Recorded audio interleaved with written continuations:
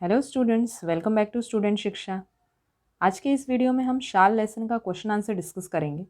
अगर आपने इस लेसन के एक्सप्लेनेशन का वीडियो नहीं देखा है तो आपको डिस्क्रिप्शन बॉक्स में उसका लिंक मिल जाएगा। ओके, आप एक बार लेसन अच्छे से समझ लेंगे तो आपको क्वेश्चन आंसर समझने के लिए बहुत आसानी होगी। ओके, तो चलिए कृति शुरू करते हैं। क्वेश्चन नंबर 1, उत्तरे लिहा। पु ल व सुनीताबाई यांनी दिलेल्या शालीचा लेखकाने पाठात केलेला उल्लेख। लेखक को जो शाल मिली थी पुला और सुनीताबाई की तरफ से एज अ गिफ्ट, उस शाल को लेखक ने क्या नाम दिया था? पुलकित शाल। 2004च्या मराठी साहित्य संमेलनाचे अध्यक्ष राग जाधव। पाठात उल्लेख असणारी नदी। इस लेसन में एक नदी के बारे में बताया गया था जहाँ लेखक ठहरे थे, उस नदी का नाम था कृष्णा नदी। सभा सम्मेलने गाजवणारे कवि। इस लेसन में लेखक ने एक कवि के बारे में बताया था जो बहुत सारे सभा सम्मेलन करते थे। उनका नाम था Narayan Surve. Okay, second question, शाली से पाठात आलेले विविध उपयोग लिहा। शाल के अलग अलग उपयोग जो इस लेसन में बताए गए हैं।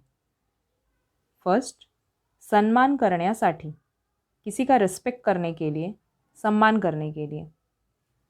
अभागी लोकांना देण्यासाठी, अभागी लोगों को देने के लिए, मतलब जो दुखी लोग होते हैं उनको देने के लिए। शोभा वाढवण्यासाठी, किसी की शोभा बढ़ाने के लिए, मतलब लुक अच्छा करने के लिए। लहान मुलाला ऊब देण्यासाठी, आपने इस लेसन में देखा कि लेखक ने छोटे बच्चे को शाल दी थी जो ठंडी से काँप रहा था। ओके, तो इसलिए यहाँ पर लिखा है लहान मुलाला ऊब देण्यासाठी। शाल विकून अन्नाची ऊब मिळवण्यासाठी, जिस शाल को लेखक ने उस भिखारी को दिया था तो उस भिखारी ने उस शाल को बेचकर अपनी भूख मिटाई थी, तो इसलिए यहाँ पर लिखा है शाल विकून अन्नाची ऊब मिळवण्यासाठी। ओके, थर्ड क्वेश्चन, खालील प्रसंगी लेखकाने केलेली कृती लिहा। एका बाईचे बाळ कडाक्याची थंडीने कुड़कुड़त होते। जब लेखक ने कृष्णा नदी के किनारे से उस औरत के बच्चे को देखा जो ठंडी से काँप रहा था, तो लेखक ने क्या कृती की, मतलब क्या काम किया? लेखकांनी सूटकेसमधील पुलकित शाल काढली, 5-50 रुपयांच्या नोटा काढल्या व त्याने त्या बाईला हाक मारली। लेखक ने अपने सूटकेस में से पुलकित शाल निकाली, कुछ 50 रुपयों की नोट निकाली और उस औरत को आवाज दी। ओके, नेक्स्ट क्वेश्चन, म्हातारा अशक्त भिक्षेकरी कट्ट्याला लागूनच चिरगुटे टाकून व पांघरून कुडकुडत बसल्याचे पाहिले। जब लेखक ने उस बूढ़े भिखारी को देखा कि वह भिखारी कट्टे के बगल में कपड़े की चिंदी को ओढ़े काँप रहा था, तो लेखक ने क्या किया?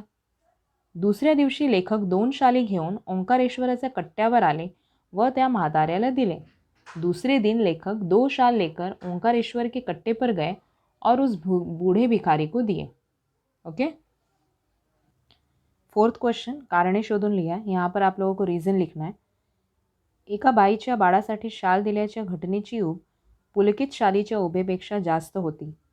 मतलब लेखक को जब पुल देशपांडे के हाथों से शाल मिली तो उस समय उनको जो खुशी हुई वो उस खुशी से ज़्यादा थी जब वही शाल उन्होंने उस बच्चे को ओढ़ाने के लिए दी जो ठंडी से काँप रहा था।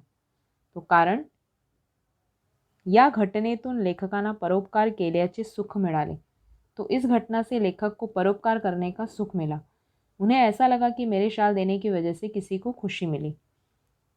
नेक्स्ट, शालीच्या वर्षावामुळे नारायण सुर्वे यांची शालीनता हरवली नाही। मतलब नारायण सुर्वे को इतनी बार सम्मानित किया गया कि शाल की बरसात उन पर होने लगी। इतनी शाल की बरसात होने के बावजूद उनकी शालीनता, मतलब जो उनके अंदर पोलाइटनेस था, वो कभी खोया नहीं। कारण सुर्वे मुळातच शालीन होते, वो जन्म से ही शालीन थे। नेक्स्ट, लेखकांच्या मते शालीमुळे शालीनता जाते। मतलब लेखक के ओपिनियन से किसी को शाल से सम्मानित करने पर उसके अंदर की शालीनता चली जाती है। कारण सन्मान करण्याच्या रूपाने आपण खरे तर एक शालीन जग गमावून बसण्याचा धोकाच मोठा आहे। मतलब सम्मान करने के रूप में हमें एक शालीन जग, मतलब एक नम्र स्वभाव की दुनिया खोने का खतरा बना रहेगा। ओके, फिफ्थ क्वेश्चन, आकृती पूर्ण करा। लेखकांनी भूषवलेली पदे। लेखक को कौन कौन से पद मिले हैं? विश्वकोशाचे अध्यक्ष और मराठी साहित्य संमेलनाचे अध्यक्ष। 6 क्वेश्चन, खालील वाक्यांतील कृतीतून किंवा विचारातून करणारे लेखकाचे गुण शोधा। ये पढ़कर लेखक के गुण के बारे में आपको बताना है। फर्स्ट क्वेश्चन, बाईला हाक मारून खिडकीतून शाल व नोटा दिल्या।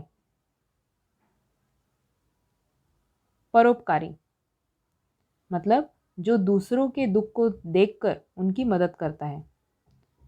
खरे तर खरीखुरी शालीनता शालीविनाच शोभते। वास्तवाचे भान, मतलब असलियत को पहचानना।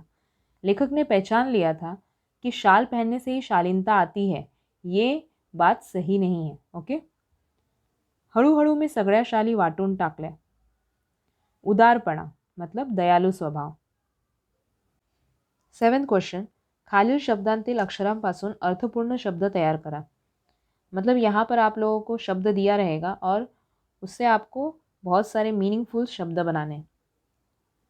फर्स्ट, जवड़पास। अब जवड़पास दिया हुआ है, इससे बहुत सारे वर्ड्स बनाए, जैसे जवड़, पास, जड़, पाव, पाज, जव। नेक्स्ट, उलट तपासनी। उलट तपासनी से उलट, तपासनी, तपास, सपाट, पाल, तट। ओके। 8th क्वेश्चन, अधोरेखित शब्दांसाठी योग्य समानार्थी शब्द वापरून वाक्य पुनः लिया। अब यहाँ पर अंडरलाइन वर्ड की जगह पर समानार्थी शब्द लिखकर फिर से वो सेंटेंस आपको लिखना है। ओके।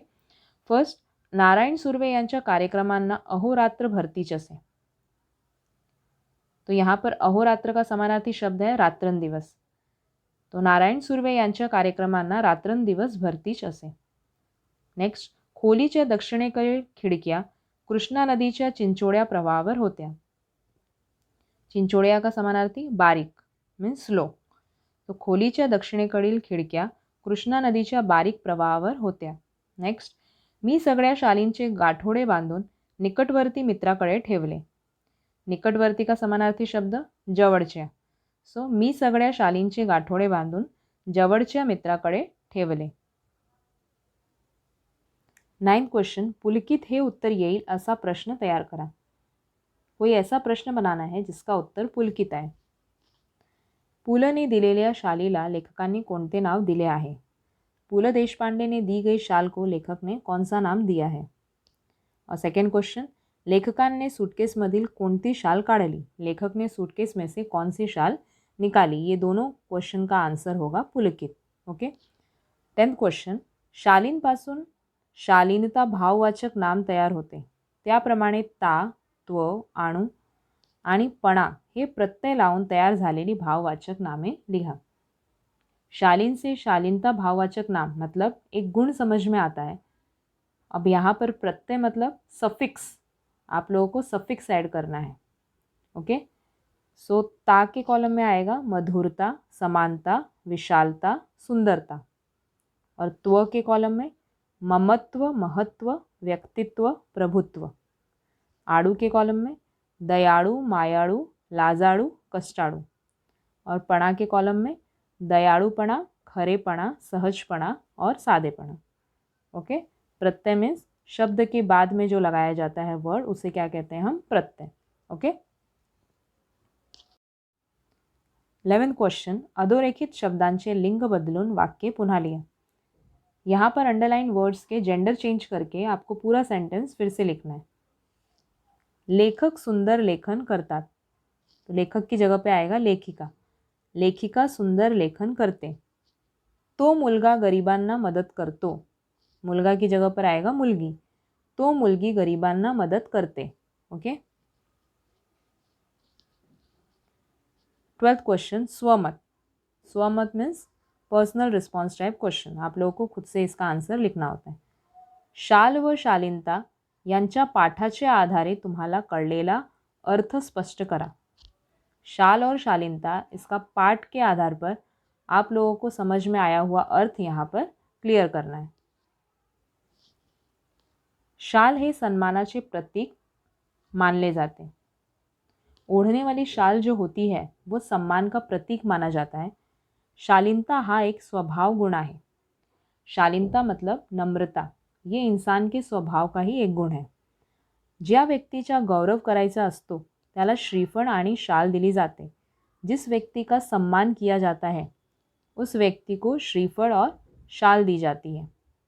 पण नारायण सुर्वे यांच्या मते शाल आणि शालीनता यांचा एकमेकांशी काही संबंध नहीं, लेकिन नारायण सुर्वे इनके अनुसार शाल और शालीनता इन दोनों का कोई संबंध नहीं है।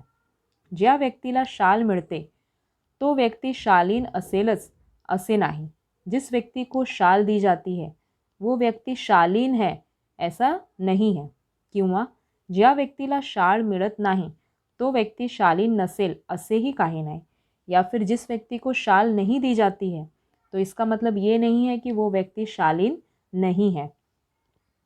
शालीनता माणसाच्या वागण्यात दिसून येते। शालीनता ये इंसान के बिहेवियर में होती है। शालीन माणसे नेहमी त्यांची शालीनता जपून ठेवतात। जो शालीन लोग होते हैं वो अपने अच्छे गुण अपने अंदर संभाल कर रखते हैं। म्हणून शाल व शालीनता या दोन्ही गोष्टींचा एकमेकांशी विशेष संबंध असेलच असे नाही। तो इसलिए शाल और शालीनता ये दोनों ही चीज़ का एक दूसरे से संबंध है ऐसा जरूरी नहीं है। ओके। नेक्स्ट क्वेश्चन, भिक्षेकर्याने केलेला शालीचा उपयोग याविषयी तुमचे मत लिहा। भिक्षेकरी ने शाल का उपयोग कैसे किया इसके बारे में आपके विचार लिखने हैं। लेखकाने एक भिक्षेकरी म्हाताऱ्याला ओंकारेश्वराच्या पुलावर थंडीने कुडकुडताना पाहिले।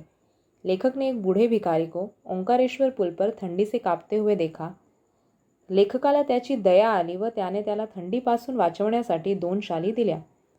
तो लेखक को उस पर दया आ जाती है और वो उस भिखारी को ठंडी से बचाने के लिए 2 शाल ले जाकर दे देते हैं। त्याच्या अंगावर शाल पाहून त्याला कुणीही भिक्षा दिली नसती। वो भिखारी सोचता है कि उसके शरीर पर शाल देखकर कोई भी उसे भीख नहीं देता। त्या भिकाऱ्याला शरीराच्या ओबापेक्षा अन्नाची गरज जास्त वाटत होती, इसीलिए उस भिखारी को शरीर की गर्मी से ज़्यादा पेट की भूख की ज़रूरत ज़्यादा ज़रूरी लगी।